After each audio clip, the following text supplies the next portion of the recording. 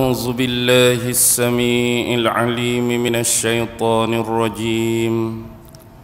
بسم الله الرحمن الرحيم.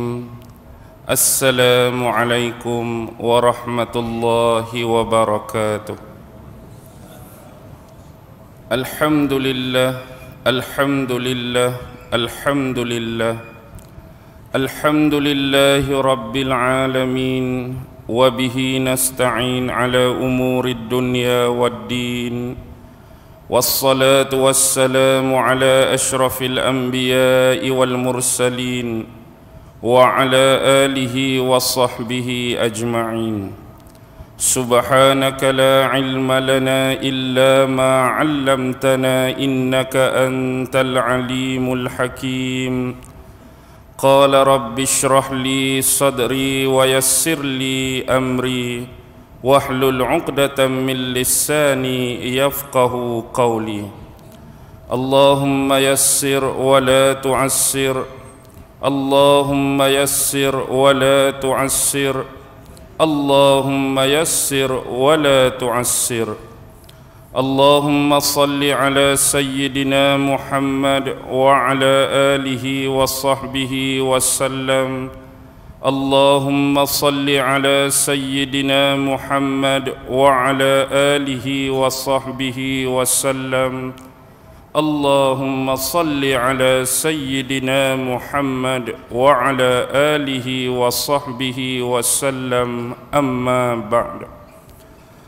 Alhamdulillah, syukur kehadrat Allah Subhanahu wa ta'ala kerana dengan limpah kurnia, rahmat, kasih sayang dan inayah daripada Allah Subhanahu wa ta'ala, alhamdulillah, pada malam yang penuh berbahagia ini sekali lagi kita diberi kesempatan dan keizinan oleh Allah Subhanahu wa ta'ala. Dan saya kira ini adalah pertemuan kita untuk kali yang kedua di sini, di masjid ini, alhamdulillah, untuk menyambung kembali sakibaki apa yang ditaklifkan dengan tajuk Freemason.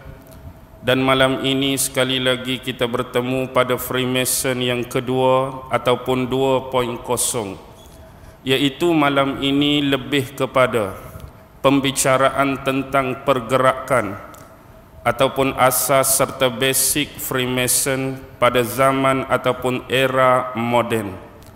Ini bermaksud pada malam ini kita akan membincangkan hal-hal yang dianggap sebagai teras, hal-hal yang dianggap sebagai asas ataupun basic, apakah yang dikatakan sebagai Freemason.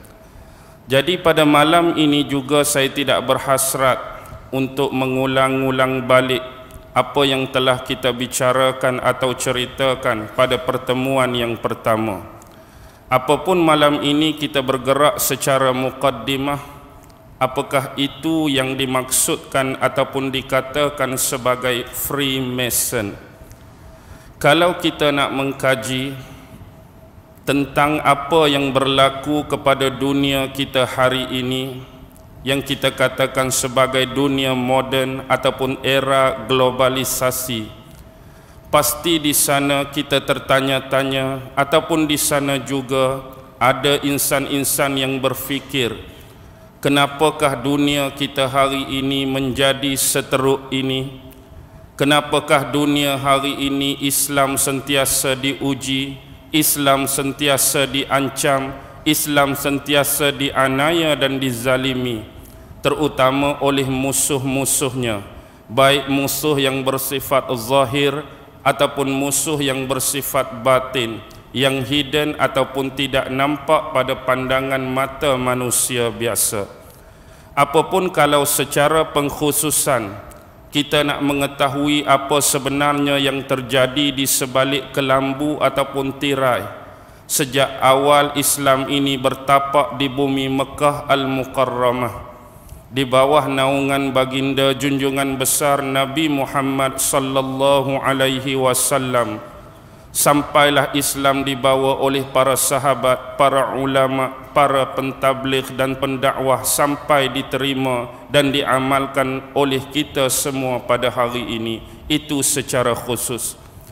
Kalau kita nak ambil sifat keumuman dia, kita akan pergi jauh melangkau sebelum masa dan zaman kebangkitan Nabi Muhammad lagi.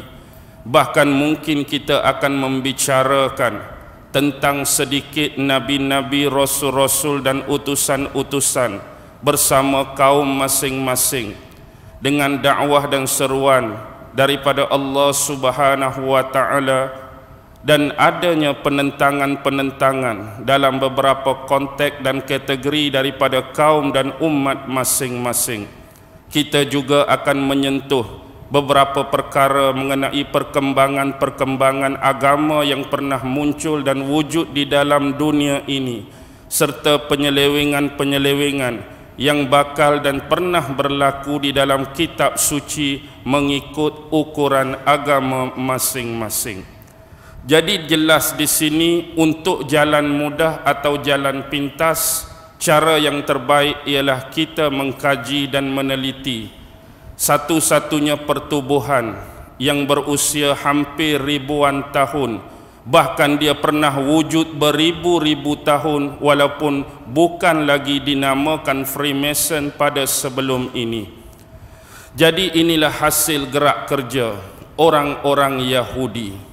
Mengapa kita sebut orang-orang Yahudi? Jangan bersilap sangka dan jangan kita silap faham.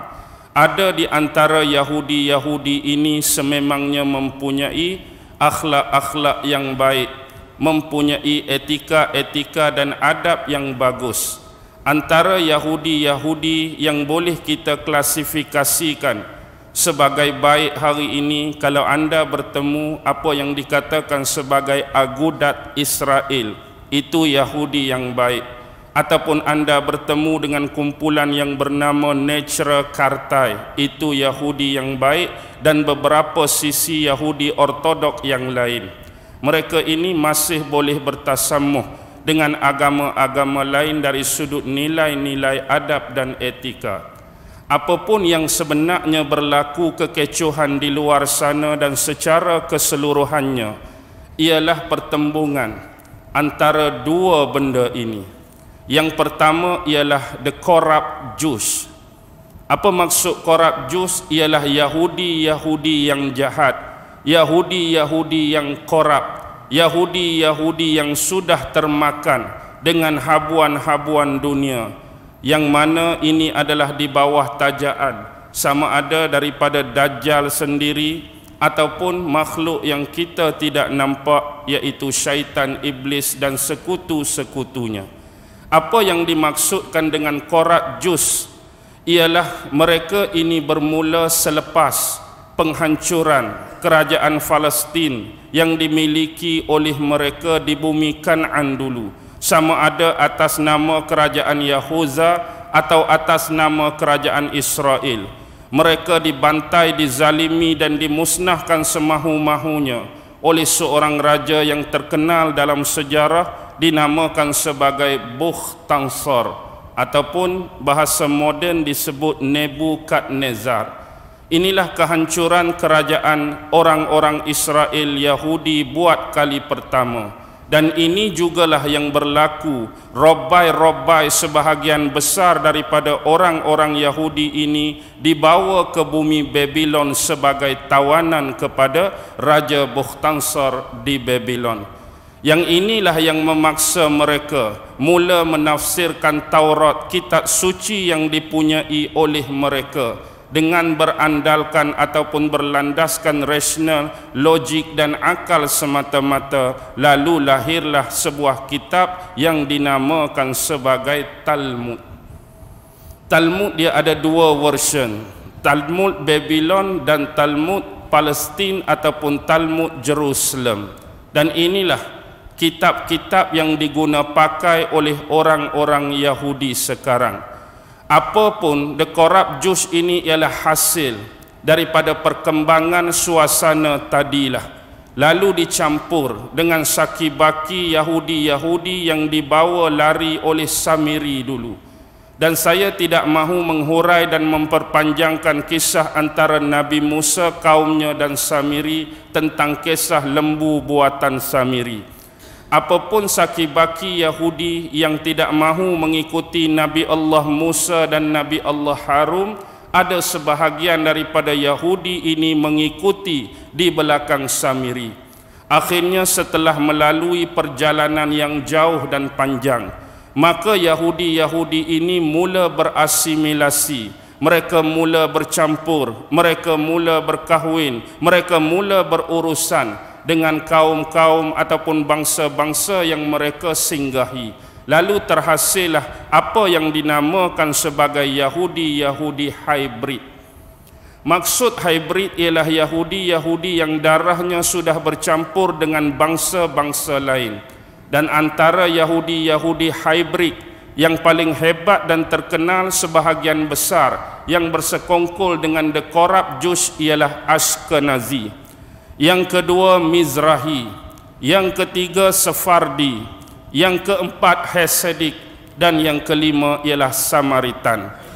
Kalau kurang maklum, saya ulang sekali lagi: Ashkenazi, Mizrahi, Sephardi, Hasidik, dan Samaritan. Ini adalah sebahagian besar Yahudi-Yahudi bertahap hybrid yang bersekongkol dengan the corrupt Jews. Ditambah pula dengan satu kumpulan lagi yang berselindung di sebalik agama yang pernah diutuskan kepada Nabi Allah Isa alaihi salam, yaitu agama Islam yang suci, murni dan tulen. Tetapi di belakang hari selepas Nabi Allah Isa ini diangkat, agama Nasrani, agama sebenar yang dibawa oleh Nabi Isa ini mula dirosakkan sedikit demi sedikit oleh the corrupt Jews, dan mereka bergabung hari ini apa yang dinamakan sebagai the Vatikan. Inilah sebenar dua unsur, dua komponen dan dua konten yang paling banyak melakukan huru-hara, kerosakan dan kemusnahan kepada peradaban dan ketamadunan manusia pada hari ini, yaitu gabungan the corrupt Jews dan the Vatikan City yang berselindung di sebalik nama agama Nasrani ataupun agama Kristian. Jadi inilah hasil kerja mereka di kemudian hari sampai tertubuhnya apa yang dinamakan sebagai Freemason. Walaupun pada pertemuan yang pertama kita sudah huraikan di mana Knight Templar susu galur sampai ke bawah, sampailah apa yang dinamakan Freemason pada hari ini. Di sinilah mengajar kita untuk mengkaji dan meneliti bagaimanakah asas-asas kumpulan ini bekerja. Mereka begitu tekun, mereka begitu rajin dengan satu tujuan, yaitu mereka nak memusnahkan kalau boleh semua bentuk akidah, semua bentuk agama, semua bentuk kepercayaan, semua bentuk keimanan, supaya manusia-manusia ini menjadi ingkar dan kufur kepada pencipta kita dan seluruh manusia termasuk mereka, yaitu Allah Subhanahu wa ta'ala. Sekurang-kurangnya mereka dapat kalis ataupun menafikan agama Islam dengan mengajak manusia berduyung-duyung dan berbondong-bondong memasuki agama-agama yang disifatkan sebagai musyrik, yaitu agama-agama yang mensyirikkan Allah. Kalau mereka tak boleh tinggalkan kaedah agama, kalau mereka tak boleh tinggalkan kepercayaan dan keimanan, sekurang-kurangnya biar mereka tak jadi Islam,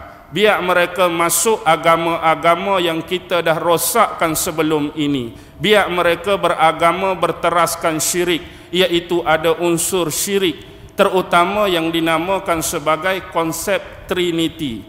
Dan ini memang banyak berlaku kepada agama-agama sebelum Islam yang pernah dirosakkan, dihancurkan dan dimusnahkan oleh pakatan-pakatan ini secara tersembunyi dan cukup terahsia. Ini mengajar kita bahawa kita sebenarnya berdepan bukan musuh yang remeh. Kita bukan berdepan dengan musuh yang lekeh. Kita berdepan dengan satu musuh yang mempunyai perancangan yang cukup rapi, kemas dan ampuh. Sebab cita-cita mereka yang paling utama atas tujuan-tujuan yang saya sudah sebutkan tadi. Dan kalau boleh lebih jauh, mereka meninggalkan agama-agama lalu menjadi manusia-manusia yang etis, manusia-manusia yang tidak percaya akan kewujudan Tuhan, tidak percaya akan kewujudan malaikat, tidak percaya akan hari akhirat, hari kiamat, hari pembalasan, tidak percaya adanya syurga, tidak percayanya adanya neraka, hisab, sirat dan seumpama dengannya. Sekaligus perkara-perkara yang disifatkan ghaibiyah, keyakinan dan keimanan gaib ini mereka nak hapuskan daripada dada dan keimanan kita umat Islam. Maka ada mungkin di antara hadirin hadirat, muslimin muslimat yang mungkin pernah mendengar agama-agama baru yang berteraskan seperti tadi. Pernah dengar atau tidak agama Chow Dai? Pernah dengar atau tidak agama Trust Lucifer, kepercayaan kepada iblis semata-mata? Dan lebih jauh, pada hari ini sudah ramai yang terjebak dengan satu agama baru, iaitu Scientology. Mereka ini berasaskan sains semata-mata, berasaskan logik semata-mata, berasaskan rasional semata-mata, berasaskan akal semata-mata. Mereka menolak seperti yang disebutkan tadi. Mereka sama sekali tidak mempercayai kewujudan Tuhan. Bahkan mereka mengatakan apa yang dibawa oleh agama itu kadang-kadang sepadan dengan kaedah dan konsep sains. Tetapi apabila bertentangan dan berlawanan antara ayat-ayat Al-Quran, kalam Allah ataupun wahyu, bertentangan dengan apa yang didatangkan dan diperkatakan oleh sains, maka kita perlu memenangkan kaedah sains. Kerana dia sememangnya terbukti, dia sememangnya jelas, dia sememangnya logik dan rasional. Kalau nak bermain dengan ayat-ayat Al-Quran, banyak di antara perkara yang disebutkan oleh Al-Quran ini tak masuk akal, tak rasional dan sebagainya. Sebab itu, ada di antara sisi-sisi ini diambil oleh kumpulan-kumpulan yang kita katakan sebagai liberal, kumpulan-kumpulan yang kita katakan sebagai plural, untuk mentohmah, untuk menidakkan sesuatu yang mulia yang didatangkan oleh Allah menerusi kalam-kalam dan wahyunya. Lebih jauh bakal akan berlaku penghinaan demi penghinaan, ancaman demi ancaman, ugutan demi ugutan, perli, tohmah, ejek, mempersendakan agama Allah Subhanahu wa ta'ala. Apa yang saya sebut ini sedang berlaku, sedang menjadi barah kontroversi dan panas sekarang. Kalau dulu saya dah lama sebutkan benda ini, hampir 2, 3, 4 tahun lepas, tetapi tomahan diberikan paranoid, tomahan diberikan taksub, tomahan diberikan ilmu tak ada faedah, tomahan diberikan ilmu sia-sia. Hari ini sudah jelas depan mata anda apa yang kita sarankan, apa yang kita ajarkan, apa yang kita dedahkan, semata-mata tidak lain dan tidak bukan adalah untuk menyelamatkan akidah kita umat-umat Islam melalui pemahaman tentang gerakan-gerakan yang cukup berbahaya yang sedang melingkari, memerhati dan mengepung kita, yang tak pernah kenal penat, yang tak pernah kenal letih 24 jam. Yang penting bagi mereka, agama Allah akan dikambus dan tak akan pernah wujud lagi di atas dunia ini.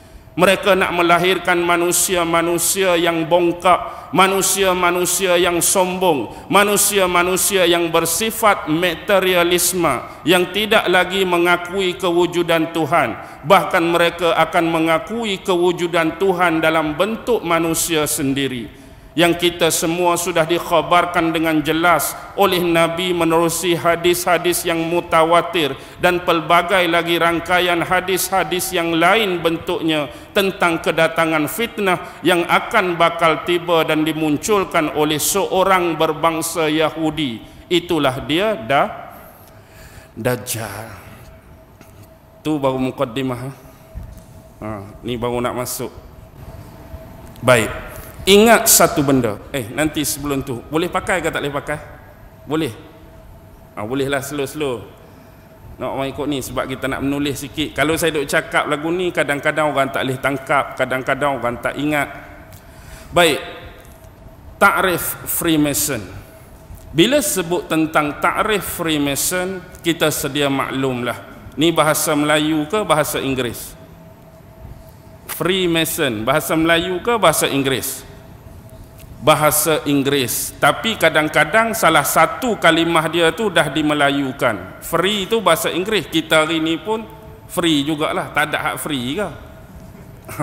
Dia jadi dah free tu jadi bahasa biasa. Sebut free orang faham, percuma, tak kena apa-apa bayaran.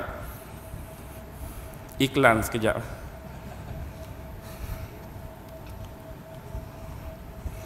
Okey, tak apa. Baik, kita bersambung. Bila sebut Freemason, dia ada dua kosakata. Satu free, satu mason. Bila sebut free, apa maksud free? Bukan free merujuk kepada percuma, bukan free merujuk kepada sesuatu atau benda yang tak payah bayar, tapi free di sini merujuk kepada makna bebas. Free yang bermaksud bebas. Manakala mason maksud dia tukang batu. Tukang batu. Kalau kita gabungkan Freemason, dia jadi tukang batu yang bebas. Nampak macam tak kena lagi penterjemahan ataupun pengistilahan. Maksud dia ialah sekumpulan orang-orang Yahudi yang sudah direkrut, yang sudah dilatih, yang sudah berkemahiran, yang sudah berpengalaman, yang mana mereka ini bersetuju untuk bai'ah ataupun taat setia di bawah satu persatuan ataupun pertubuhan. Yang kita nak bincang malam ini sebagai Freemason, mereka sanggup bekerja sama di kalangan anggota-anggota mereka bagi menjayakan misi dan matlamat sebenar keyahudian dan kedajalan mereka. Itulah yang dimaksudkan sebagai takrifan. Secara sederhana, apa yang dikatakan sebagai Freemason. Tambahan pula, Freemason ini ialah suatu pertubuhan yang cukup rahsia sebelum ini. Tetapi akhir-akhir di era moden ataupun era kita, mereka mula menonjolkan diri. Mereka mula membuka keanggotaan dan keahlian kepada sesiapa sahaja. Walaupun demikian, mereka ada pilihan-pilihan tertentu. Mereka mula masuk dengan menjayakan apa yang dikatakan sebagai bersosialisasi, bermasyarakat. Mereka kadang-kadang menganjurkan pesta-pesta tertentu, mereka menganjurkan karnival-karnival tertentu, mereka menganjurkan program-program tertentu yang kita nampak pada pandangan mata kasar lebih kepada sosialisasi dan hubungan mesra dan baik dengan masyarakat. Jadi di sinilah kadang-kadang mengelabui mata kita akan matlamat dan tujuan sebenar. Kenapa mereka melakukan perkara-perkara demikian? Apapun untuk memahami tentang Freemason dengan lebih jelas, suka saya menyebutkan ada beberapa istilah yang cukup penting yang perlu kita faham sebagai basic. Jadi saya kena bergerak ke depan untuk cerita sikit. Baik, apabila kita nak memperkatakan tentang Freemason,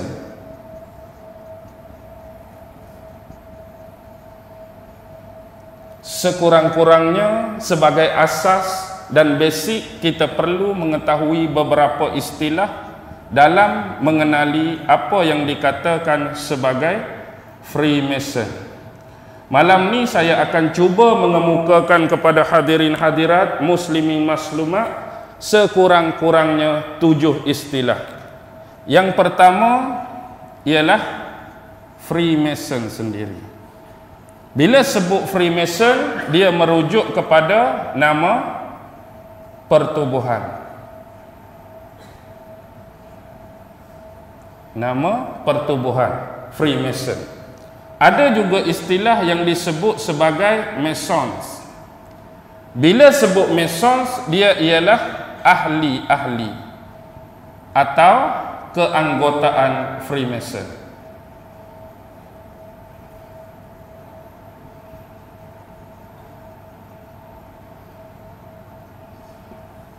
Yang ketiga ialah Grand Master. Ini kita istilahkan sebagai Maha Guru. Yang keempat ialah Lodge. Lodge ini ialah tempat berhimpun atau berkumpul bagi ahli-ahli Freemason.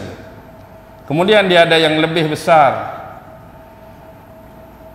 yang kita panggil Grand Lodge. Ini kita kata ibu pejabat utama.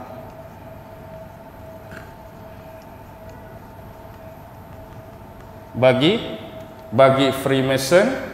Seterusnya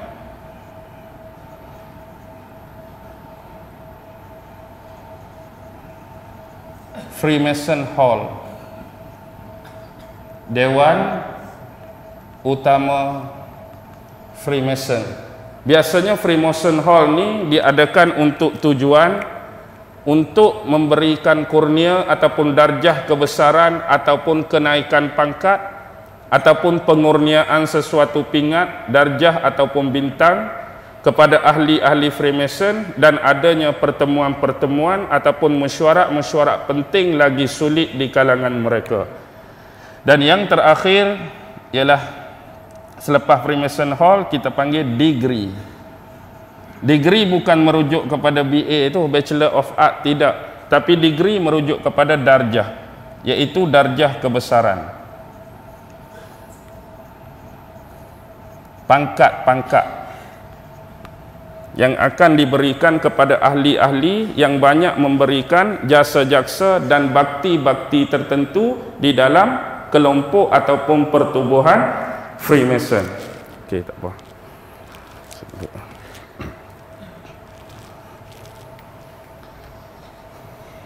Okey, saya rasa untuk ini sudah jelas bagi kita. Beberapa istilah ini sekurang-kurangnya ada dengan kita bila kita nak memperkatakan dan membicarakan tentang Freemason, iaitu Freemason, Mason, Grand Master, Lodge, Grand Lodge, Freemason Hall dan juga degree. Baik, seterusnya ialah kita bergerak membicarakan tentang antara sejarah penubuhan awal Freemason dan Lodge-Lodge yang paling awal. Sebenarnya Freemason sebelum ni baru saja letak nama, tetapi bentuk pergerakan dia sudah lama berlangsung. Bahkan kalau kita meneliti sejarah para utusan Allah di kalangan Nabi-Nabi dan Rasul, saya berkira-kira dan beranggapan bahawa Freemason ini sejak awal lagi sudah bermula pada zaman Nabi Ibrahim alaihissalam, iaitu sewaktu di bawah pemerintahan Raja Namrus di Babylon dulu. Dan kita pernah sebut sebelum ini, antara kerajaan-kerajaan besar yang berada di bawah naungan Namrus, antaranya kerajaan Sumeria, kerajaan Akkadia, kerajaan Kaldea, kerajaan Aramea, kerajaan Assyria, kerajaan Babylon, dan kerajaan-kerajaan yang kecil yang bersekitaran dengannya. Jadi sebenarnya Freemason secara asas bermula dan tertubuh pada zaman Namrus dan juga Nabi Ibrahim alaihissalam. Kemudian dia bergerak sedikit demi sedikit secara hidden, terselindung dan tersembunyi, kerana mereka cukup menyembunyikan dan menganggap pertubuhan ini sebagai rahsia. Kerana sememangnya mereka menyelitkan dengan apa yang dikatakan sebagai amalan-amalan mistik ataupun istilah moden disebut okultisme yang dinamakan sebagai Kabbalah. Yang ini juga dikaitkan dengan agama Judais, iaitu agama Yahudi. Sekarang kita tengok, buat pertama kali Freemason ini disebut secara tersurat dan tertulis ialah pada 24 Jun 1717.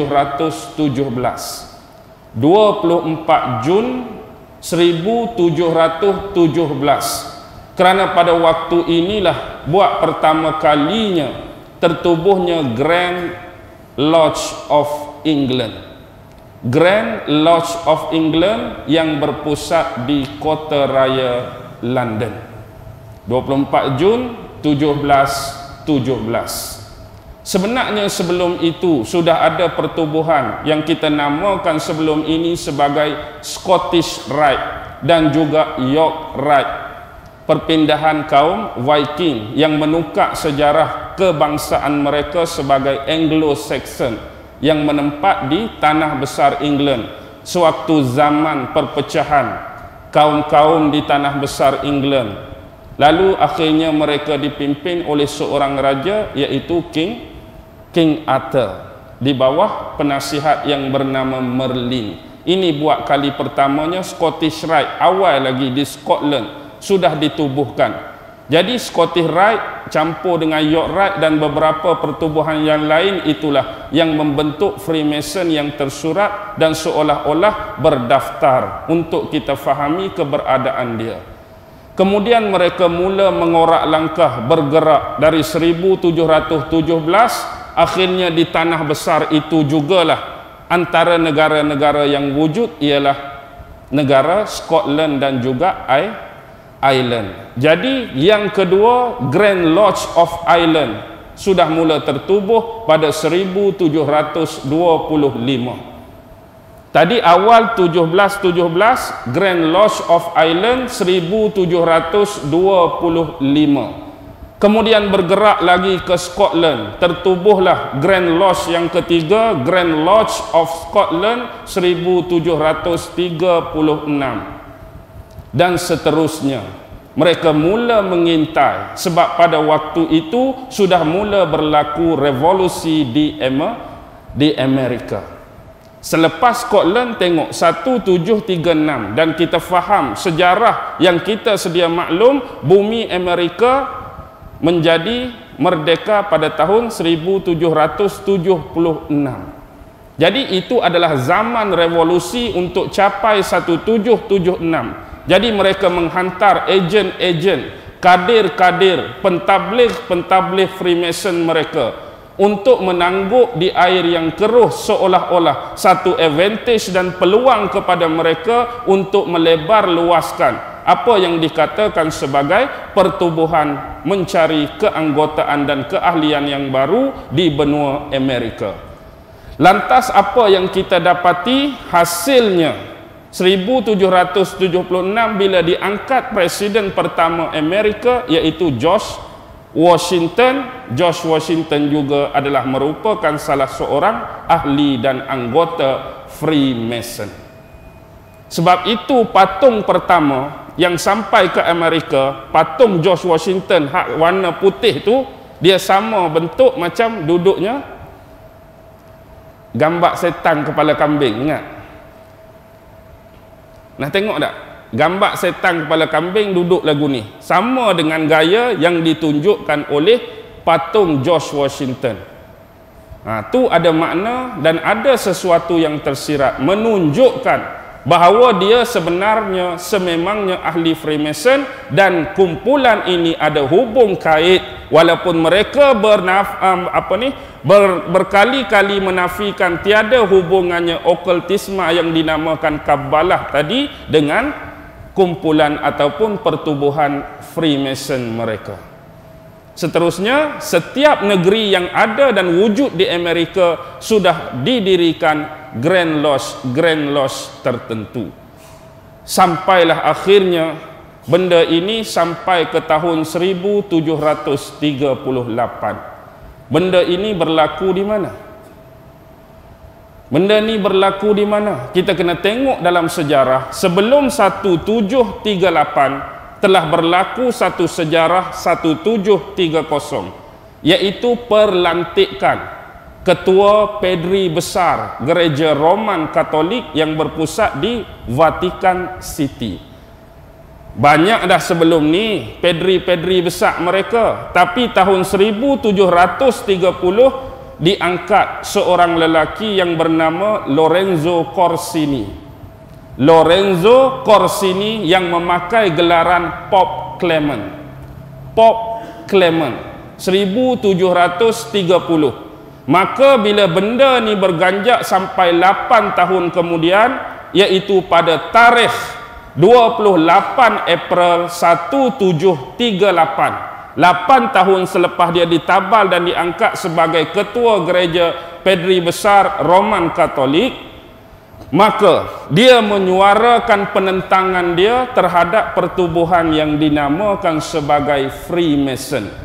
Jadi dia bermati-matian, berapi-rapi dalam pidato dan ucapan-ucapan dia melarang orang-orang Kristian Katolik daripada menyertai pertubuhan Freemason. Kerana dia membayangkan bahawa adanya hubungan tadi, iaitu Freemason ini berbaur dan dia sudah mencium bau kedajalan dan keyahudian yang lebih berteraskan kepada agama Judai yang di dalamnya ada keterkaitan tadi okultisme, alam mistik yang dinamakan Kabbalah. Yang ini akan membahayakan akidah bagi orang-orang Kristian Katolik. Kalaulah Kristian Katolik melalui padri mereka sudah sekian lama 1738 sudah dapat menghidu dan mengesan akan bahayanya pertubuhan ini, jadi amat malanglah hari ini kalau kita orang-orang Islam boleh masuk dan terjebak ke dalam kumpulan yang dinamakan sebagai Freemason. Apalagi kita mempercayai setiap propaganda-propaganda, kita mempercayai setiap program-program ataupun agenda-agenda yang dilancarkan oleh mereka. Jadi kemudian, iaitu pada 15 Oktober 1890, maka tertubuhlah Undang-Undang Kanun Baru. Undang-Undang Kanun Baru mula tertubuh pada 15 Oktober 1890, yang mana antara isi Undang-Undang Kanun Baru ini, barang siapa di kalangan umat Kristian Katolik yang masuk dalam pertubuhan Freemason, dia secara automatik diisytiharkan sesat dan murtad. Siapa masuk di kalangan Kristian Katolik, sesat dan murtad. Bahkan dilarang sama sekali bahan-bahan bacaan yang diterbitkan dan diedarkan oleh Freemason di kalangan orang awam dibaca oleh umat-umat Islam, umat-umat Kristian Katolik.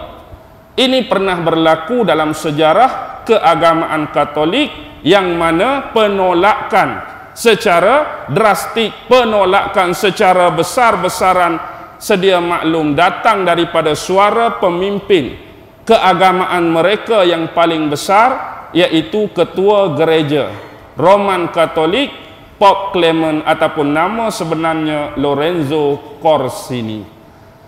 Sekarang kita akan bergerak untuk menanyakan beberapa perkara. Bila sebut tentang Lost Freemason, agak-agak tak ada lah kot Lost Freemason ni kat tempat kita kan? Ke ada? Ada ke tak ada? Ada banyak. Lost Freemason cukup banyak. Bahkan Lost Freemason bertapak seawal 9 Disember 1845 lagi. 9 Disember 1845 lagi, Lost Freemason mula bertapak di tanah Melayu.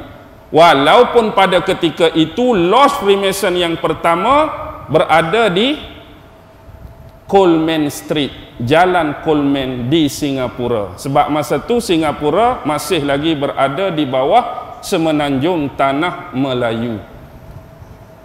1845, lama dah Freemason main, lama dah Freemason masuk. Bahkan di Pulau Pinang sendiri 1917 lagi Lost pertama Freemason dinaikkan. Kita tak lahir lagi, kita tak beranak lagi. Mungkin ada yang berusia, tok wan kita mungkin sempat masa waktu dan zaman tersebut, 1917. Bahkan hari ini dia mula merebak. Di Pahang ada Lost Freemason, di Perak ada Lost Freemason, Di Melaka ada Lodge Freemason. Di mana lagi? Di Kedah ada Lodge Freemason. Di Pulau Pinang lagilah ada Lodge Freemason. Hampir 14, bahkan mungkin sekarang bilangan dia makin lebih dan bertambah. Lodge Freemason berada di muka bumi ataupun tanah air kita. Ini menunjukkan bahawa ancaman-ancaman tadi mulai menyusup masuk. Dan inilah yang pernah disuarakan oleh arwah Tuan Guru Ni Abdul Aziz dulu sewaktu dalam parlimen, dan dijawab oleh salah seorang menteri dalam negeri, bahawa mereka adalah pertubuhan yang berdaftar, tidak menjadi kesalahan. Lepas tu dah tak salah, ikut dia lah. Nak buat lagu mana? Nak buat lagu mana? Hari ini kita boleh rasa dan kita boleh kesan akan kewujudan-kewujudan, walaupun mereka bergerak secara perlahan, terselindung dan tersembunyi.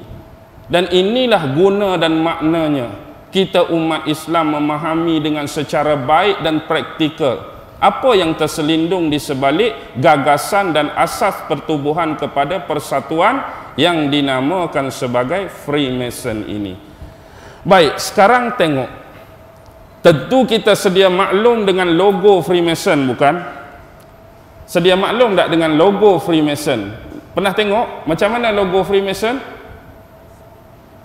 Logo Freemason mengandungi 3 komponen, 3 elemen, 3 benda. Pertama, hak belah atas tu, hak lagu ni dipanggil jangka lukis. Jangka lukis. Hak bawah pun lagu ni dipanggil pembaris berbentuk L. Tengah dia tu ada huruf G. Lebih kurang lah, saya tak pandai melukis ya. Lebih kurang saya tak pandai nak lukis. Dia lebih kurang, dia ada bentuk jangka kan. Dia main lagu tu. Lepas tu dia ada pula pembaris bentuk L. Adalah sesiku panggil. Lepas tu ada G kat tengah. Tu lambang pertubuhan ataupun persatuan Freemason. Jadi tu yang saya maksudkan sebagai 3 benda, 3 elemen, 3 komponen. Jangka lukis, pembaris berbentuk L dan huruf G. Baik, sebenarnya lingkungan daripada benda tersebut menghasilkan bentuk heksagon sebenarnya. Heksagon, apa yang dinisbahkan sebagai heksagon ialah bintang 6 bucu. Bintang 6 bucu ni selalu dikaitkan dengan penisbahan kepada Star of David, iaitu bintang Nabi Daud. Bagi mereka menganggap bintang ini sudah ada sejak sekian lama, yang menjadi lambang kepada kerajaan Nabi Daud dulu, dan juga menjadi lambang kepada perisai-perisai tentera pada zaman pemerintahan Nabi Allah Daud. Bintang bentuk segi 6 tadi. Sebab tu hari ini bendera Israel pun memakai logo ataupun lambang bintang bermata ataupun bersegi 6. Sebenarnya hak atas tu, kalau kita dalam lagi okultisma Kabbalah, sekarang ni dia macam ni lah. Allah, kena bangun duduk tak?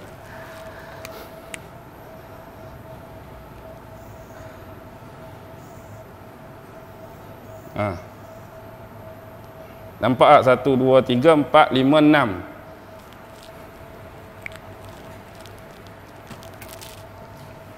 Hak macam ni tu, payah.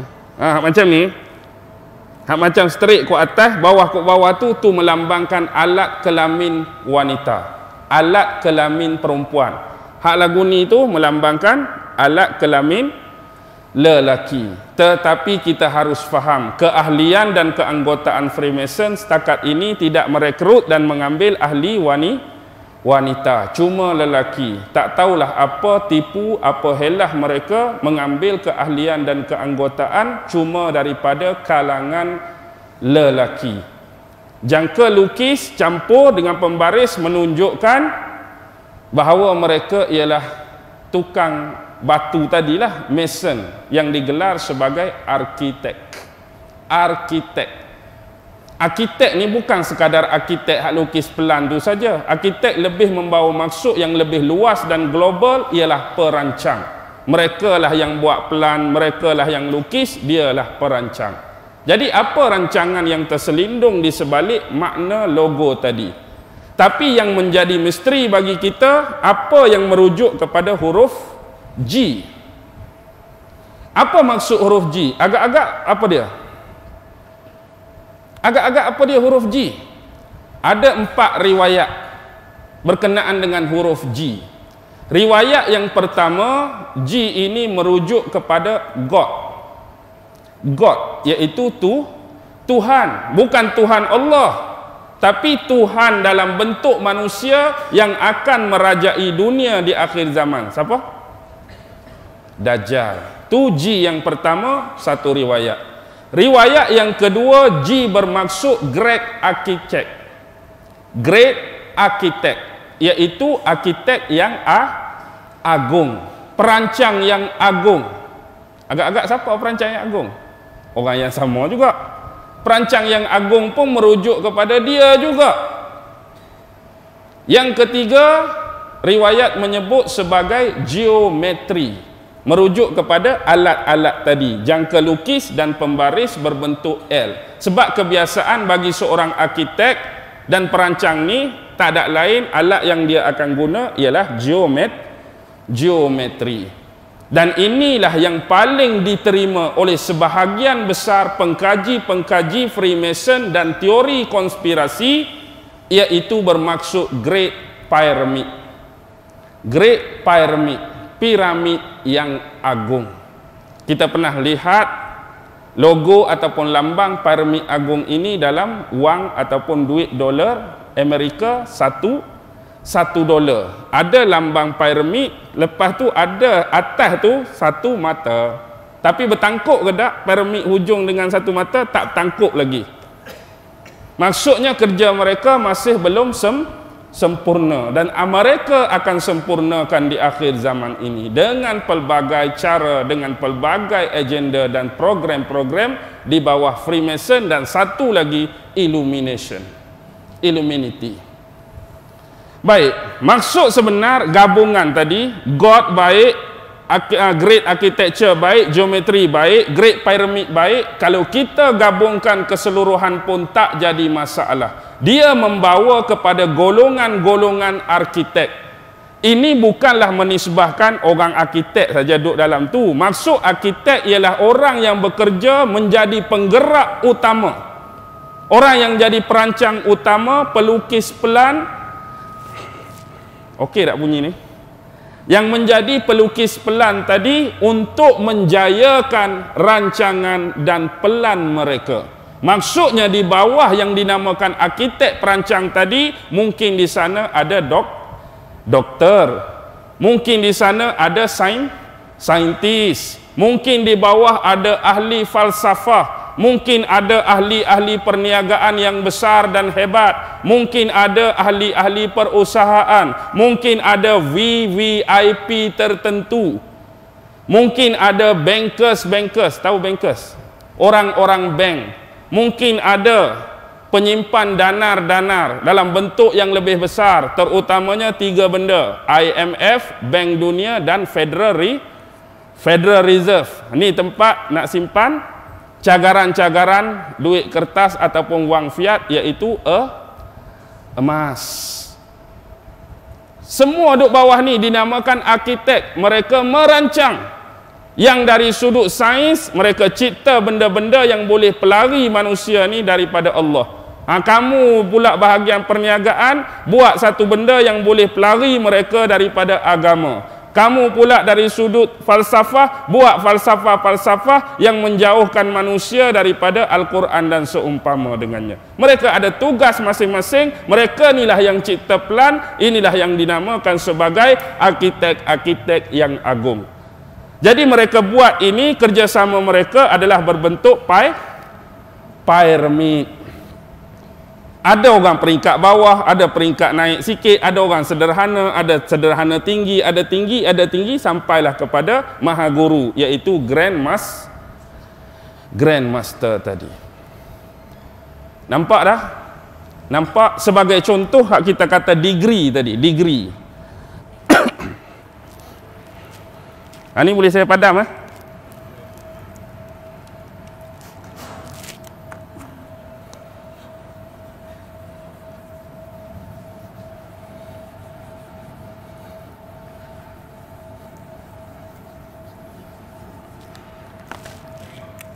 sebab mereka terlibat dengan benda ni tadi. Ni yang panggil kata degree, darjah ni. Biasa jangka-jangka lukis lah nak panggil 90 darjah, 180 darjah, 360 darjah.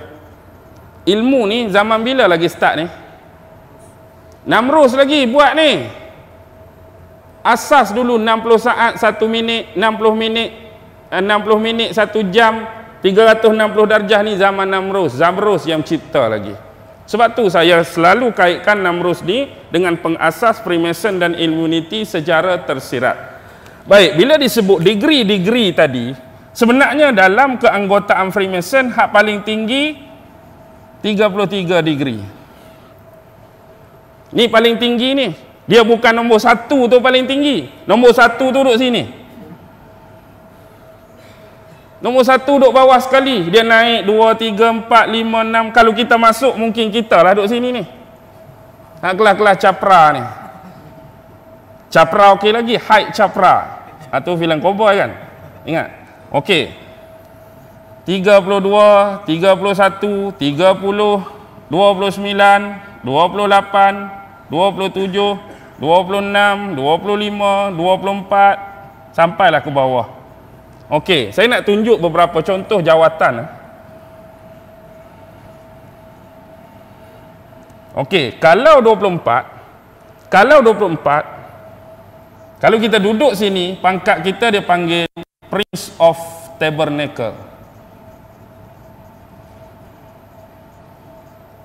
24 degree, Prince of Tabernacle. Okey, kalau kita duduk 25, dia panggil Knight of Brazen Serpent. Ini peringkat 25. Kalau 26 dia panggil Prince of Mercy. Kalau 27 dia panggil Commander of Temple. Kalau 28 dia panggil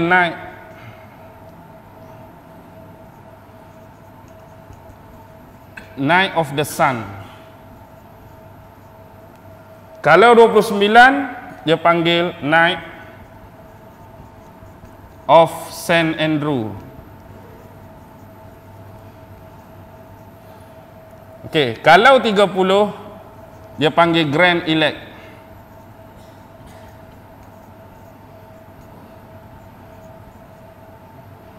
Grand Elect Knight Kadosh.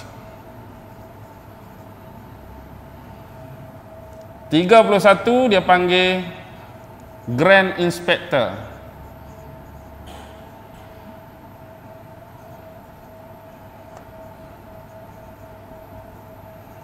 Inquisitor Commander.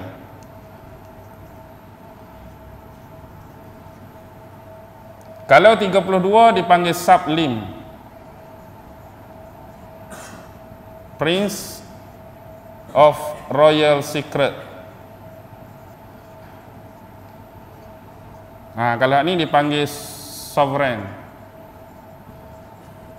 Grand Inspector.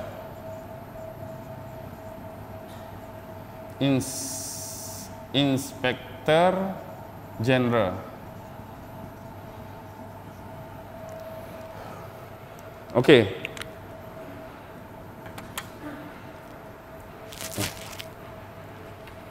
Tu contoh contoh-contoh kedudukan darjah ataupun degree Daripada 24 sampailah ke atas, daripada Prince of Tabernacle sampailah Sovereign, Grand Inspector General. Jadi hak pernah dalam sejarah, hak masyhur, hak kita kenal, hak tak kenal wallahu alam. Hak pernah dapat 33 degree darjah, antaranya ialah Karl Marx. Karl Marx, pengarang buku Das Kapital, pengasas komunis. Dia orang Jerman. Walaupun komunis ini diterima dua negara besar, Rusia dan China. Dia adalah berpangkat 33 degree. Selain daripada itu ialah tokoh kartun terbesar dunia, Walt Disney. Walt Disney, Mickey Mouse. Mickey Mouse.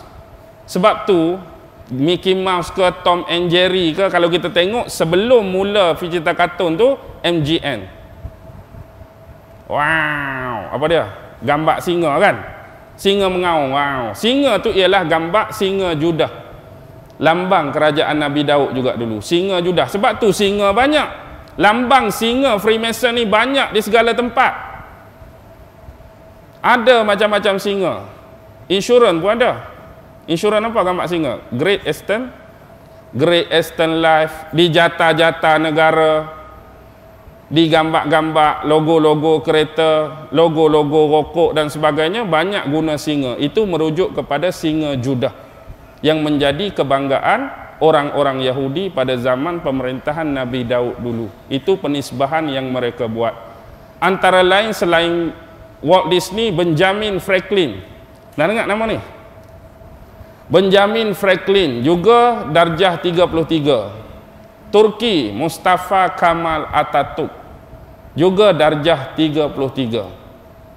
Itu nama-nama besar yang kita sebut, dan ada lagi nama-nama yang lain yang tak perlulah kita keluarkan atau bahaskan malam ni. Sekurang-kurangnya kita nampak. Sebab tu bila nak bagi darjah kebesaran, hak besar-besar ni, hak daripada 30 sampai ke 33, kalau ada orang-orang hak bawah dia, mereka ada perjumpaan di Freemason Hall tadi, ada hak naik pangkat. Contoh mari ni daripada 3 naik ke 4 ke, kawan ni 20 ke 21 ke, waktu pertabalan ataupun bagi darjah kebesaran tu, biasa orang-orang hak atas ni akan guna satu jenis alat. Alat itu ialah satu alat yang menyerupai tukul besi. Tukul besi. Dan ini mengaitkan dengan satu benda yang kita panggil sebagai Dewa Thor. Nak tengok filem Thor. Filem Thor, hak hero dia ada tukul besi tu. Sejarah Thor ni dikaitkan dengan petir. Sebab orang-orang dulu cukup sinonim dan dekat dengan sumber-sumber alam. Bagi mereka bila tengok, Kelantan panggil pelakar. Pelakar. Jangan tertukar dengan cat pelakar tu. Cat pelakar tu cat dinding. Pelakar, kilat, guruh. Jadi mereka kata itu adalah apa? Itu adalah suara dewa. Terutama kalau dikaitkan unsur ini dengan dewa Olympus, iaitu ketua mereka, dewa Zeus tu kan. Dia kata guruh ni ialah suara Zeus. Kalau dikaitkan dengan agama-agama India, ini adalah dewa Indra, dewa guru. Kalau dikaitkan dengan Nordic ataupun Norse, lahirlah dewa Thor. Lahirlah juga Marvel Production, kartun Flash. Flash hak lagi kuat tu, tak pernah tengok? Bukan Flash kamera tu. Tu Flash lain. Flash hero, watak hero, Adiwira. Salah satu tu Flash. Dan semua ni ada perkaitan, bukan kebetulan dan bukan ketidaksengajaan. Memang sengaja mereka memasukkan unsur-unsur ini secara halus dan kita tak perasan pun. Dan anak-anak kita lah yang menjuarai, menjadikan Adiwira-Adiwira ini sebagai watak-watak idola dalam bentuk fandom. Inilah antara budaya 9F, salah satu ialah fandom. Mereka nak tukar budaya ataupun mengidolakan, jangan idolakan Nabi, jangan idolakan sahabat, jangan idolakan ulama, tetapi mengidolakan penyembahan berhala bentuk baru. Dia nak suruh kita sembah berhala, payah. Jadi dia memberhalakan untuk kita dan anak-anak kita dengan adiwira-adiwira tadi. Sebab itulah dalam cermin-cermin yang indah dan cantik berkaca di sudut hujung rumah kita, ada patung Batman, ada patung Spiderman, ada patung Pokemon, ada patung tu, patung ni, patung ni. Faham ke tak? Ni budaya fandom. Inilah budaya fandom. Budaya mengidolakan. Masuk bilik pula, apa kat dinding? Ada gambar Tom Cruise, ada gambar Lady Gaga, ada Christina Aguilera. Ada gambar siapa lagi? Kalau sukan ada gambar siapa? Ada gambar Ronaldo, ada gambar Lionel Messi, ada gambar John Cena. Itu bahagian Gusti WWE pula tak? Macam-macam lah idola-idola, mengikut kecenderungan dan minat anak-anak kita. Pasti itulah yang dipaparkan dalam bentuk peluahan minat mereka. Mereka akan tampai kat dinding-dinding, mereka akan beli souvenir-souvenir dalam bentuk tadi. Okey, sekarang ni bila dah lihat benda ni, saya nak sebut satu benda. Nak bangun lagi.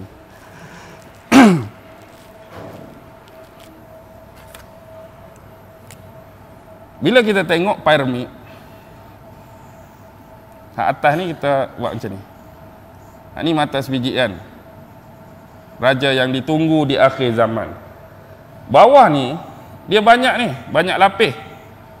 Tapi saya nak ambil, nak bagi ringkas, nak bagi senang, nak bagi faham, kita buat 2 lapis je.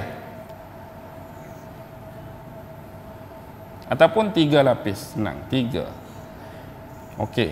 Agak-agak bawah pada mata sebiji ni, siapa duduk bawah tu?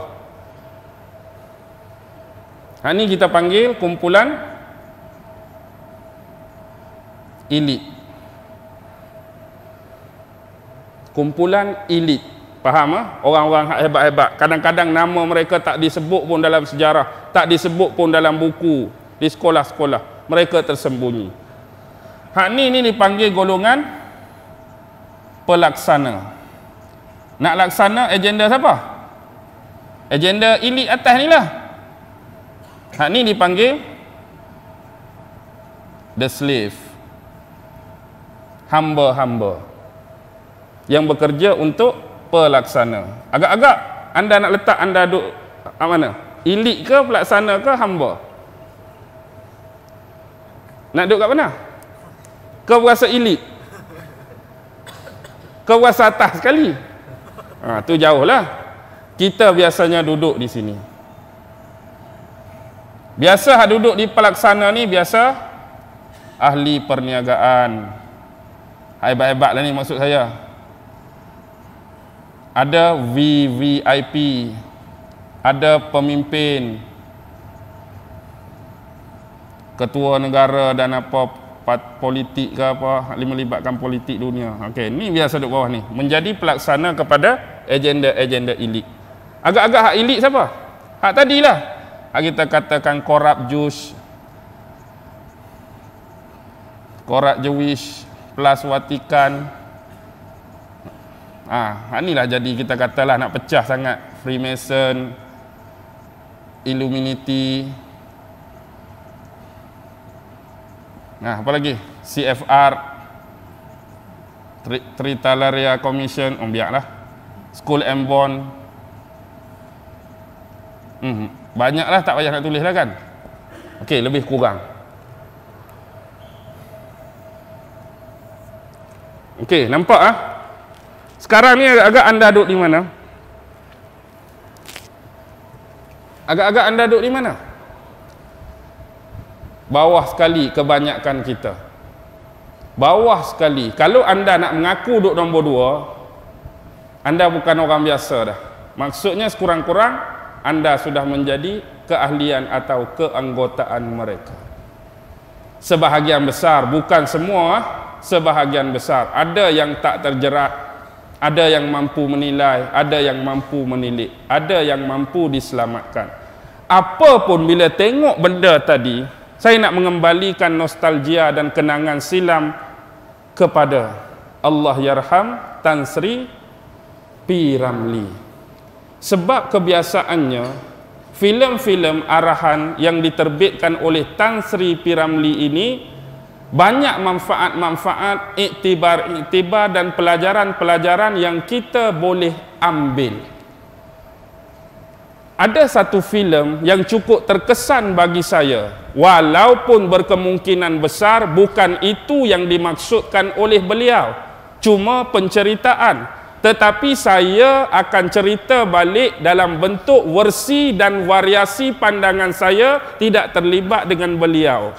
Faham? Saya sebut awal-awal ya. Saya akan mengutarakan tetapi ambil watak-watak daripada filem yang dia lakonkan dan terbitkan dalam bentuk versi dan variasi pandangan saya sendiri yang tidak tertakluk dengan beliau dan pandangan orang lain. Saya akan kemukakan satu filem yang cukup terkenal, kira filem perang, filem lawan-lawan, iaitu Nam Jahanam. Semua masih ingat nostalgia filem Nam Jahanam. Filem Nam Jahanam secara ringkas mengisahkan seorang peniaga, seorang pengusaha kain, iaitu Tan Tari, bukan? Dengan isteri dia, Mas Merah. Jadi dia duduk di satu pekan, nama pekan Permatang Menara ke? Lebih kurang lah, Permatang Menara tu seberang. Permatang Menara ke apa lebih kurang. Jadi kebetulan ada orang kaya nak beli kain, minta dia hantar. Waktu dia hantar kain itulah datangnya sekumpulan perompak.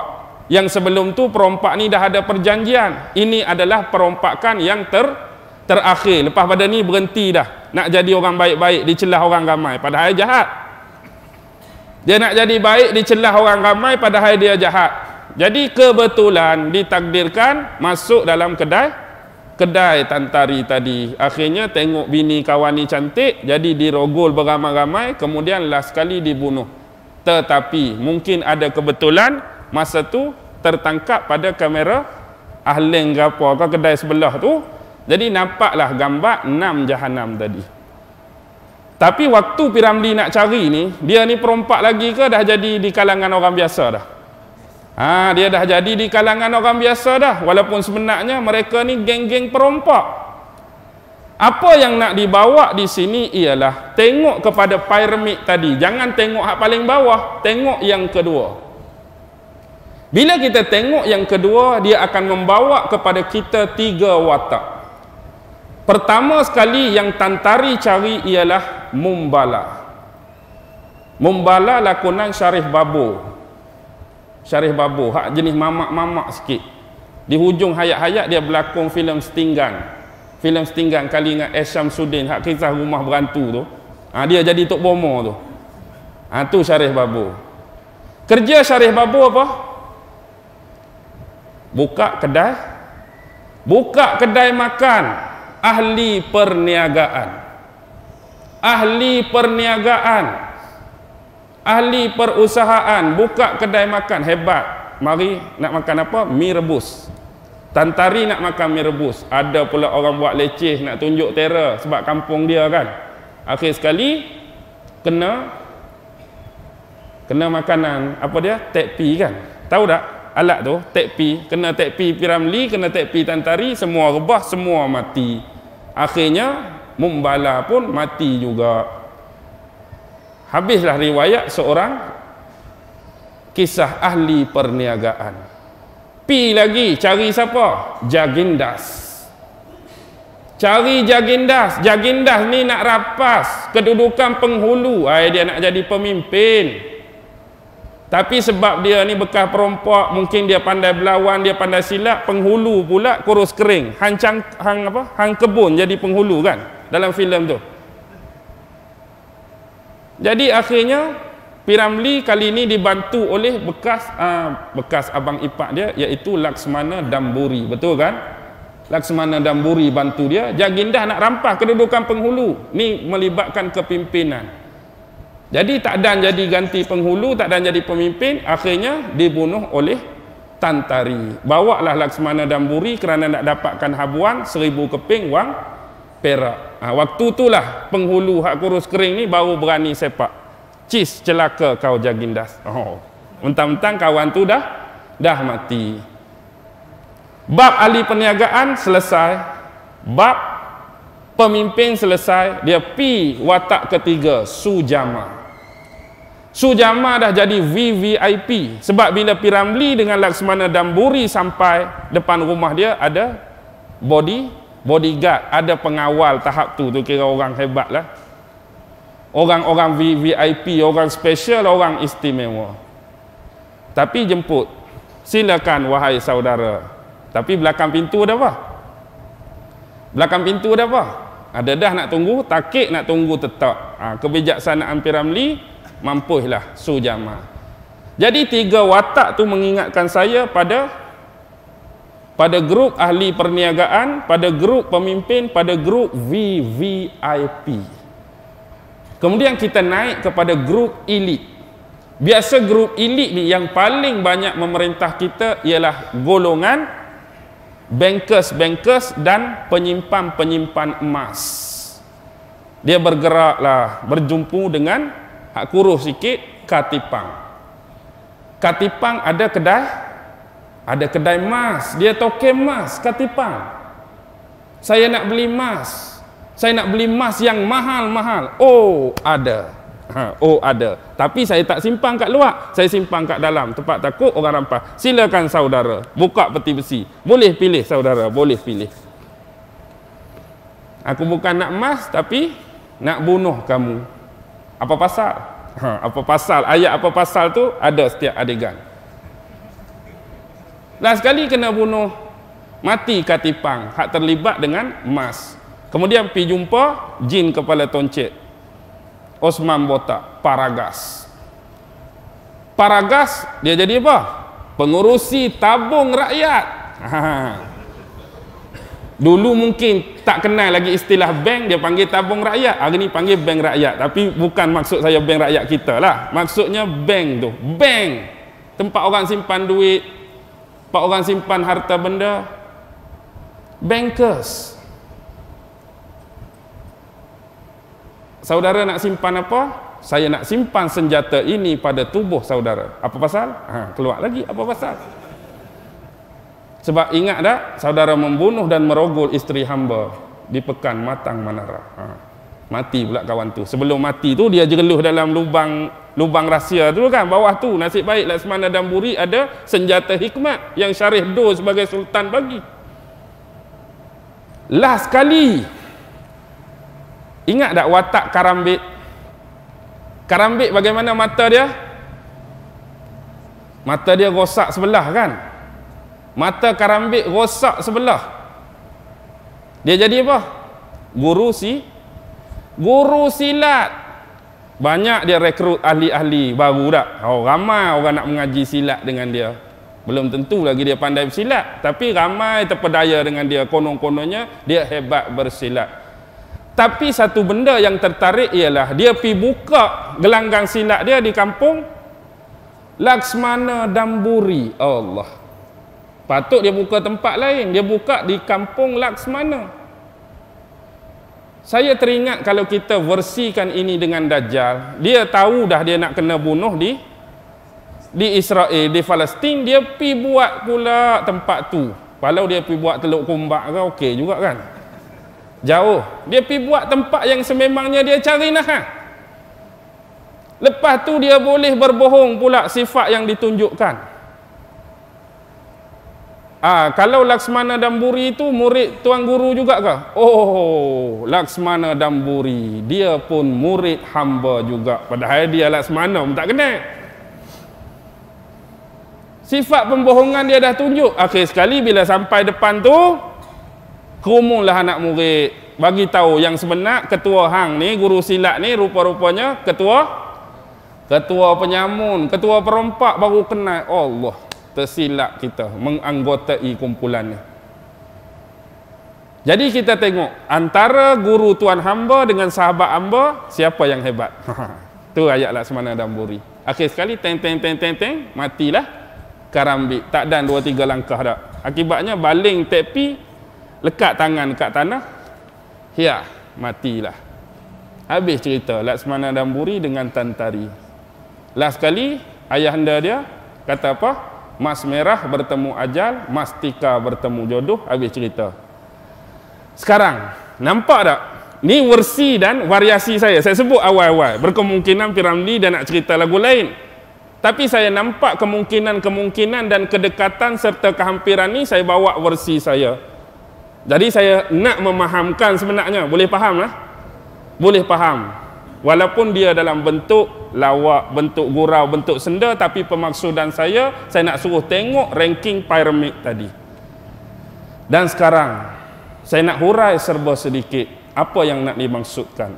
Sekarang ini golongan elit sememangnya sedang berkuasa dan dia menguasai dunia kita sekarang. Dan mereka sedang memeras kita semahu-mahunya, mempergunakan kita sebagai hamba sampai kita menutup mata. Mereka yang memiliki dan menguasai dunia ni, dan mereka telah memecah dan membahagikan kita kepada beberapa bahagian. Yang pertama yang mereka telah buat ialah mereka telah memecahkan sempadan geografi. Dan mereka telah memisahkan kita, hang negeri ni, hang rakyat negara ni, hang rakyat kawasan ni, hang rakyat wilayah ni, hang rakyat daerah ni. Akhirnya kita mula terpisah. Yang kedua, dia mencadangkan kita ini ada bendera masing-masing. Lagi untuk menjauhkan. Aku bendera lagu ni, aku bendera lagu ni, aku bendera lagu ni, aku bendera lagu ni. Padahal kita semua orang Islam kadang-kadang. Dan yang ketiga, kamu mesti mempunyai lagu kebangsaan masing-masing. Kami lagu ni, kamu irama tu, kami irama ni, hak ni irama lagu ni, hak ni irama ni. Ni basic asas. Dan kemudian apa yang mereka buat? Mereka melantik papet-papet mereka. Di bawah jajahan-jajahan tadi yang nak dilantik sebagai pemimpin, yang nak dilantik sebagai ketua, sebagai raja, sebagai presiden, mestilah orang-orang di bawah suruhan kita. Yang inilah dikenali sebagai papet-papet bagi keluarga elit.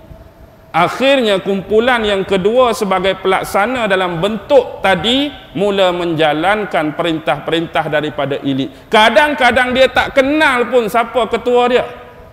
Kadang-kadang dia tak tahu pun siapa ketua dia, tapi dia cuma menjalankan agenda dan melaksanakan apa yang ditugaskan. Dan di sinilah kadang-kadang berlaku sama mereka, mereka sanggup tipu menipu, mereka sanggup zalim menzalimi, mereka sanggup tindas menindas, mereka sanggup bunuh membunuh demi nak mendapatkan sedikit habuan darjah kebesaran, pangkat dan keduniaan. Di sinilah banyaknya berlaku perebutan. Masing-masing nak tunjuk, masing-masing nak beritahu kepada ketua dia paling baik, dia paling bagus. Depa sanggup cantah kawan-kawan sendiri di kalangan depa nak dapatkan sedikit habuan. Tetapi bagi golongan yang paling bawah, mencari kesalahan dan keaiban golongan kedua adalah merupakan satu dosa yang cukup besar bagi kita. Kalau kita cari salah golongan kedua, kita cari salah cari aib golongan kedua, dia merupakan satu dosa besar. Kita kena ikut secara taat. Tak boleh lawan, tak boleh kata apa. Seolah-olah kita patut dengar apa yang kita boleh dengar. Mereka akan beri berita apa saja yang kita patut tahu. Mereka akan bagi kita maklumat apa yang kita patut tahu. Hak lebih daripada tu, mereka sekat. Hak ni saja yang boleh hamba tahu. Hak ni saja yang boleh rakyat tahu. Hak ni saja yang boleh orang bawahan kita tahu. Yang lain perlu disekat, perlu disembunyikan. Kalaulah dalam golongan ini ada yang cuba menerobos benda tadi, sebenarnya yang kita terima ni salah, di belakang tu ada benda lain. Maklumat ni tak betul, di belakang tu ada benda lain, maka kita akan dituduh macam-macam. Paling sadis mungkin pengkhianat, paling sadis mungkin perosak bangsa. Dan tak cukup dengan itu, ada manusia-manusia upahan yang sama level dengan hamba tadi diupah untuk ancam dan ugut kita macam-macam. Hang jangan duk buat dajal, hang jangan duk buat naya, kan jadi macam-macam. Berlaku atau tak berlaku suasana ni? Inilah kenyataan yang sedang kita terima. Anda nak ketawa ke, anda nak terbahak ke, anda nak terkedu ke, anda nak terkejut ke, itulah dunia yang kita sedang hidup dan huni sekarang. Janji pukul berapa tadi? Syahri pukul 9.30. Habis ya? Boleh berhenti? Kena on lagi? Boleh sikit lagi? Boleh sikit lagi. Kesian kat orang tua ni. Baik, kita terus. Ambil mudah. Peringatan daripada Rasulullah. Setiap hari Jumaat disunatkan membaca surah Al-Kahfi. Jumaat sampai Jumaat yang akan datang, cahaya yang akan menerangi kita. Secara seimbas lalu, ambil mudah. Al-Kahfi menceritakan 4 plot yang paling penting tentang fitnah-fitnah yang bakal dimunculkan oleh musuh Allah. Plot pertama tentang Ashabul Kahfi. Plot kedua, 2 pemilik kebun. Plot ketiga, Nabi Musa dan Nabi Khidir. Plot keempat, Zulkarnain dan Ya'juj Ma'juj. Sebab pertama yang paling penting, maka tema dia diangkat menjadi nama surah. Sebab kisah Ashabul Kahfi ni tema paling penting surah Al-Kahfi. Sebab dia berkaitan dengan akidah. Hal pertama, fitnah pada akidah. Hal kedua, fitnah pada harta, materialisme. Hal ketiga, fitnah pada ilmu. Dan yang keempat, fitnah pada kepimpinan dan politik. 4 fitnah ini akan menyerang kita. Banyak atau lebih, kurang atau lebih, kita akan dapat rasa keempat-empat unsur fitnah ini mula mendekati, bahkan lebih jauh menyerang kita. Fitnah pada akidah cukup kuat. Fitnah pada harta dan material lagi kuat. Fitnah pada ilmu lagi bercelaru. Fitnah pada politik lagi haru biru. Jadi bagaimana pada akidah? Cukup mudah, saya nak bagi simple. Hak depan kita sebut tadi, mereka akan berusaha untuk menjadikan manusia yang ingkar kufur pada Allah. Yang paling penting, kalau mereka tak beragama Islam pun, mereka akan mengikuti jalan-jalan agama yang sudah dimusyrikkan. Tengok saya bagi contoh mudah. Sebab 9.30 limit kan.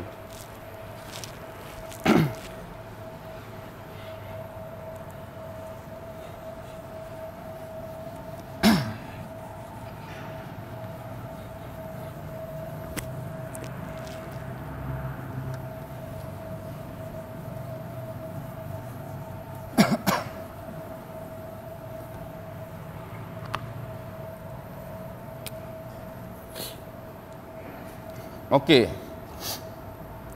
Kita tengok zaman Namrus.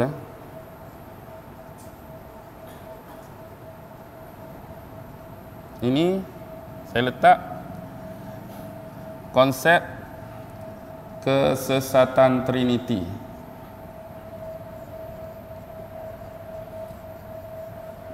Okey. Tengok zaman Nabi Ibrahim contoh. Namrus. Ada siapa? Isteri Namrus apa kita sebut dah pertemuan yang lalu? Semiramis. Anak dia Tammuz, ataupun ada sebut Tammuzi. Apa dia nampak?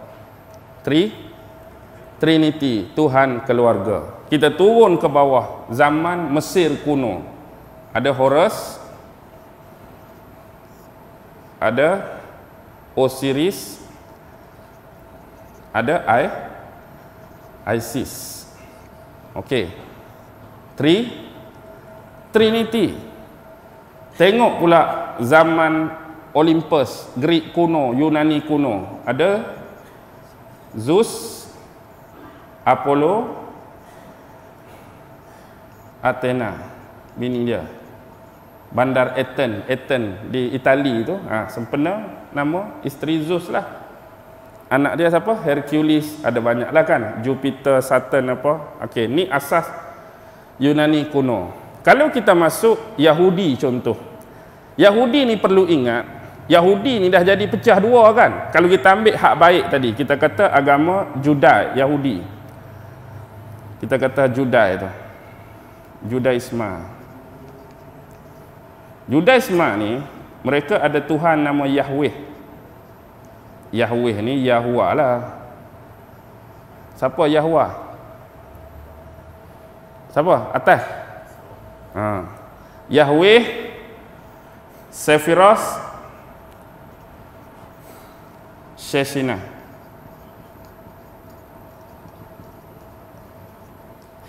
Okey, ni hak biasa. Kalau hak kata Kabbalah tadi, hak Kabbalah tu kan, Yahudi kan ada dua kan. Kabbalah tadi, nombor satu dia panggil Keter. Binah, Hokmah. Okey, ni Yahudi hak aliran Kabbalah, ni hak biasa. Masih ada Trinity. Nak pi mana lagi? Anda nak pi mana lagi? Hak ni kita kata biar dulu. Hindu. Tak ada dakwat ke? Hindu. Brahma. Brahman. Siva, Vishnu kan? Trinity. Apa lagi? Buddha.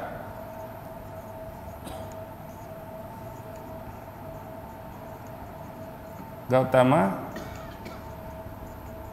Amitabha, Maitreya.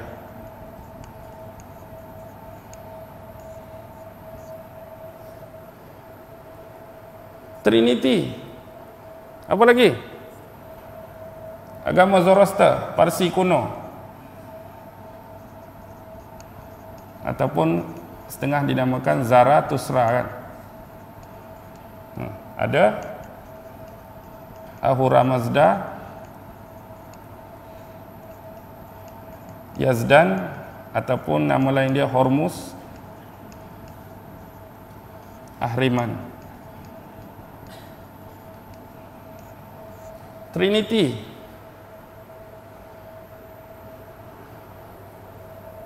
Kristian. Tuhan Bapa, Rohul Kudus, Tuhan Anak. Trinity. Syiah, Ali, Hasan, Husin. Trinity. Lepas tu nak cari mana lagi? Nak cari mana lagi? Hak ni ialah agama-agama yang dilalui oleh para utusan Tuhan, Nabi-Nabi dan Rasul. Agama-agama ini kemudian berkembang menerusi kitab masing-masing. Bila dah jauh hubungan dan waktu serta masa antara Nabi dengan umat, maka berlakulah kecelaruan ini. Berlakulah kecelaruan ni. Masing-masing dah macam ada dewa tersendiri, Tuhan tersendiri, sembahan tersendiri. Akhirnya hak asal atas-atas tu okey. Tapi bila dah jadi lagu ni, dia dah jadi agama musyrik dah lah. Hak ni lah sekurang-kurang tak jadi etis ke, tak jadi pluralisme ke, tak jadi liberalisme ke, tak jadi ism-ism yang lain, tinggal Islam duduk dalam hak ni. Okey, nampak ah? Sekarang kita tengok. Hak ni tak ada kitab. Allah, habis dakwah ah. Tak ada, memang tak ada dah. Nak berhabis 9.30 ni. Ada siapa bawa khusus? Dia tahu saya nak menulis malam ni. Dia takut saya habis dakwah. Tak ada. Mak tak bawa, mak? Tak ada. Okey, contoh ha. Ni tak ada kitab ha. Allah. Ni tak ada kitab. Okey, tengok Judai. Judai hak biasa. Kabbalah senang ha. kitab Zohar. The book of Zohar. Okey, kalau Yahudi biasa tahu Taurat lah. Taurat 5 kan, Taurat Nabi Musa. The book of Genesis, the book of Exodus, the book of Leviticus, the book of Number, the book of Deuteronomy. Lepas tu syarah bahagian ni lepas zaman Bukhtansa tadi jadi kitab Talmud. Nah, ada dua kan, Talmud Babylon dengan Talmud Jerusalem. Okey, ringkas-ringkas ha. Okey, kita pi. Mana lagi? Hindu kitab apa? Hindu pakai kitab apa suci dia? Weda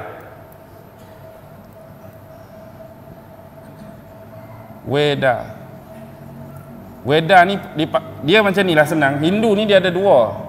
Satu Shruti, satu Smriti. Shruti ni kitab yang diwahyukan, Smriti ni kitab agama tapi bukan diwahyukan. Hak ni saja diwahyukan. Contoh termasuk Shruti Weda. Weda pecah apa? Weda pecah apa? 4 kan? Rig Weda, Yajur Weda, Sama Weda, Atharva Weda. Ni base. Rig Weda, Yajur Weda, Samarwa Weda, Atharva Weda. Kemudian kita akan temu Weda ni pecah 4 pula. Dia panggil Samhita,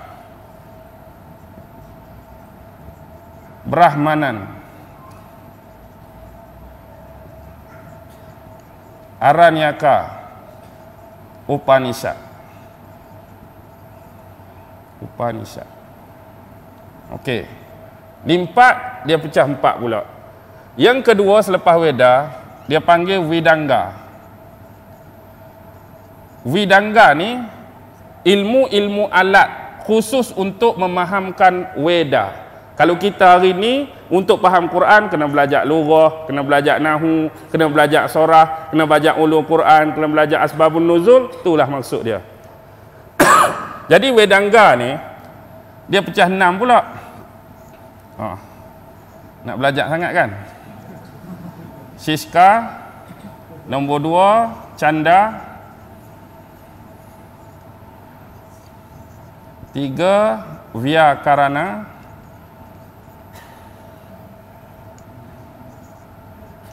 4 Nikurat, 5 Jyotisha, yang ke-6 Kalpa. Okey. Shiska ni berkenaan dengan fonetik. Fonetik dan fonologi. Kalau kita ilmu makhraj huruf, cara sebut aj, ab, at, tu pentingnya ilmu Shiska. Canda ialah berkenaan dengan irama, tajwid dan tarannum depa. Dia kan belagu juga. Tu canda.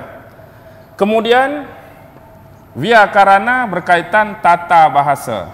Ni berkaitan dengan nahwu soraf. Nahwu soraf dia.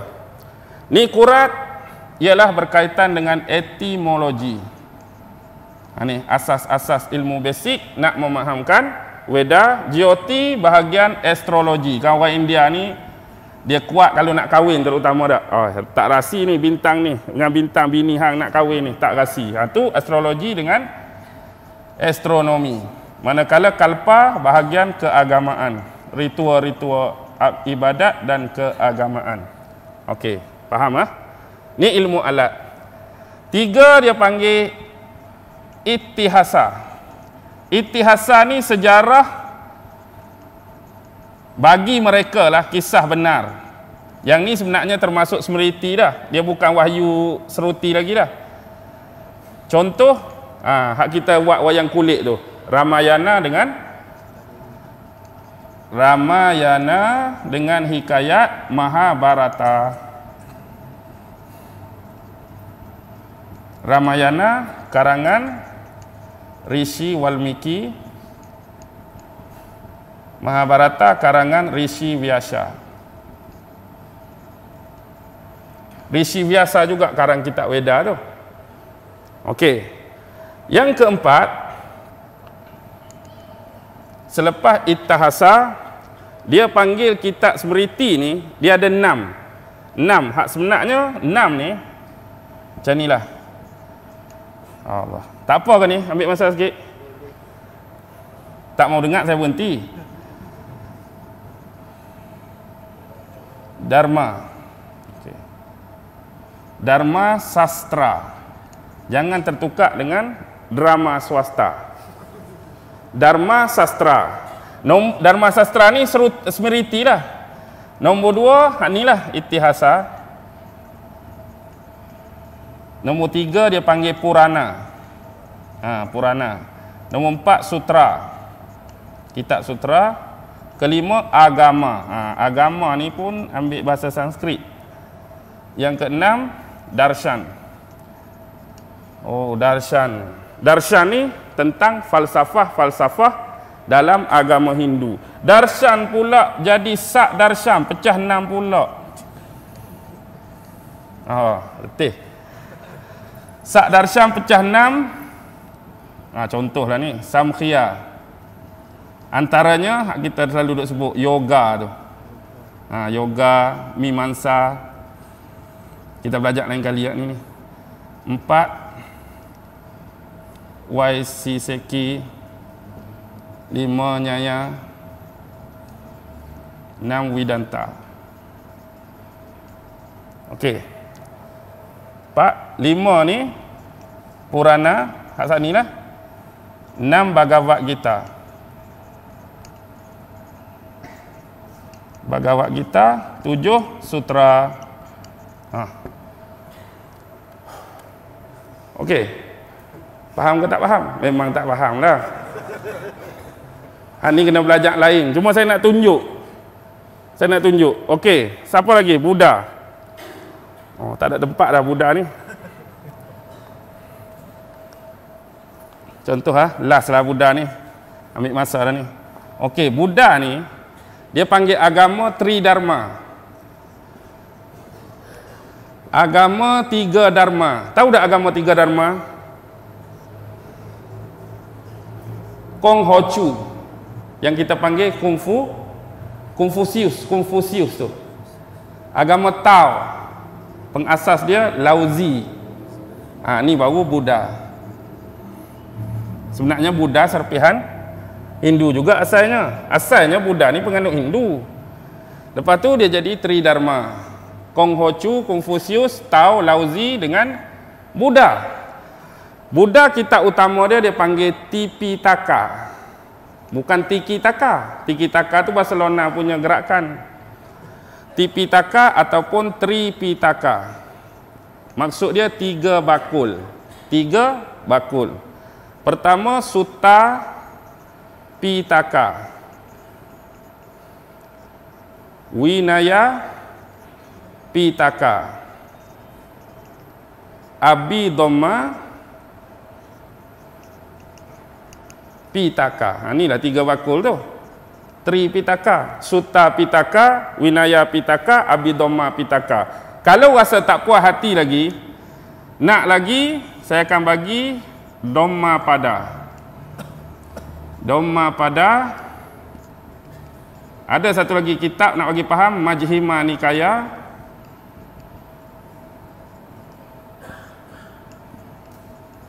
Dengan Anggurata Nikaya. Ni bahasa Inggeris lah, nak faham. Sebab bahasa mereka selalunya bahasa kalau Melayu ni dia bahasa Siam. Bahasa Siam. Boleh faham tak apa? Okey. Satu lagi dia sama macam Hindu, kitab Sutra.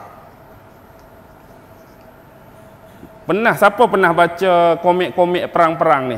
Lingkaran Terkunci, Pedang Setiawan. Biasa akan jumpa kitab Sutra. daripada istana Lhasa Tibet tu kan. Nganga ni faham ke tak?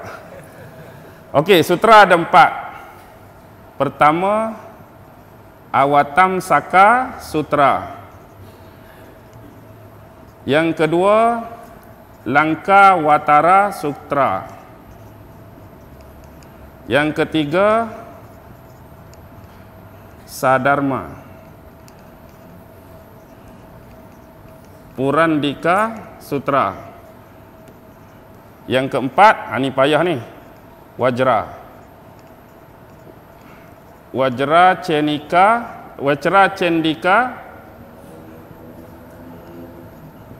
Prajna Paramita Sutra. Yang ni lah dipanggil, istilah dia Kim Kong Keng. Kalau jumpa istilah dalam agama Buddha, kita belajar Kim Kong Keng, dia merujuk kepada Wajra Cendika Prajna Paramita. Kalau Kelantan dia panggil Jem Kreng Kong Keng. Tu Jem terus lah tu, bukan King Kong Keng. Saya nak pihak lain pun nampak rugi saja kan. Kira ambil ni lah. Boleh berhenti ya, cukup dah 9.30. Oh, letih ya.